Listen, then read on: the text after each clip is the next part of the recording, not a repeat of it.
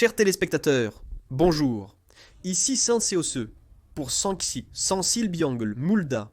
Nous continuerons à vous tenir informés des émeutes de Los Angeles en 2025. Le chef de la police de Los Angeles, Gene McDonnell, a annoncé une forte hausse des arrestations récemment, avec 197 personnes interpellées mardi seulement. Les manifestations deviennent de plus en plus violentes. Certaines voitures ont été caillassées et il y a eu quelques incendies criminels. De plus, 23 entreprises auraient été pillées lors des manifestations à Los Angeles. Des magasins Adidas, Apple Store, pharmacies et bijouteries auraient été pillés. À Los Angeles, des magasins ont également été pillés. Des émeutiers sont vus en train de piller avant d'être arrêtés par la police.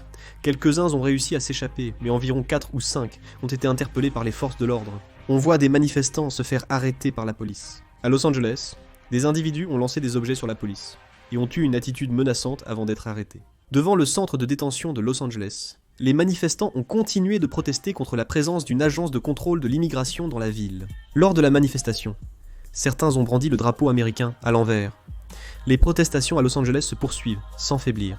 Des manifestants portant divers drapeaux bloquent la route et défilent dans le centre-ville de Los Angeles. C'est la scène de la manifestation à Los Angeles. Des affrontements ont éclaté entre la police et les manifestants, lorsque ces derniers se sont approchés.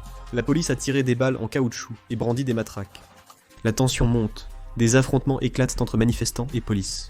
Quand les manifestants ont essayé de bloquer l'autoroute 101, la police est intervenue pour les disperser, menant à plusieurs arrestations. De plus, les manifestations semblent s'étendre à tout le pays, avec plusieurs rassemblements ayant également eu lieu à New York. Les manifestants ont bloqué la route à New York. La police a commencé à les disperser de force après des messages au mégaphone.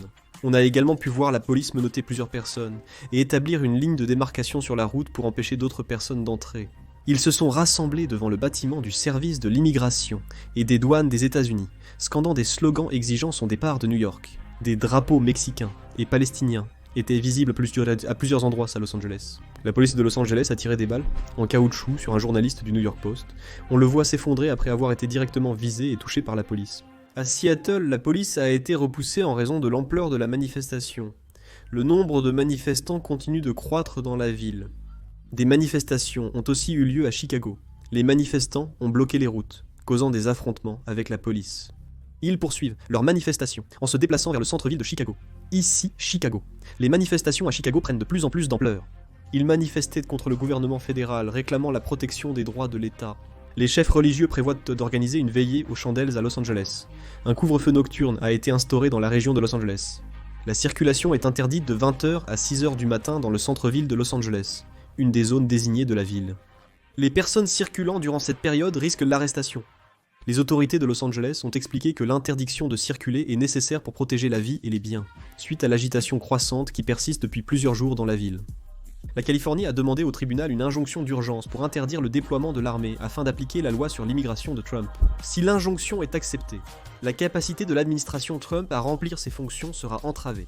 Nous demandons instamment aux téléspectateurs séjournant à Los Angeles de bien se renseigner à l'avance sur les lieux à visiter pour leur sécurité et d'éviter autant que possible de s'approcher des zones à risque.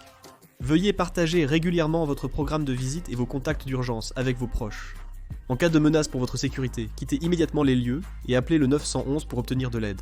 Si d'autres nouvelles sur les manifestations à Los Angeles arrivent, je les résumerai et les publierai. Fin de la vidéo. Merci. Merci.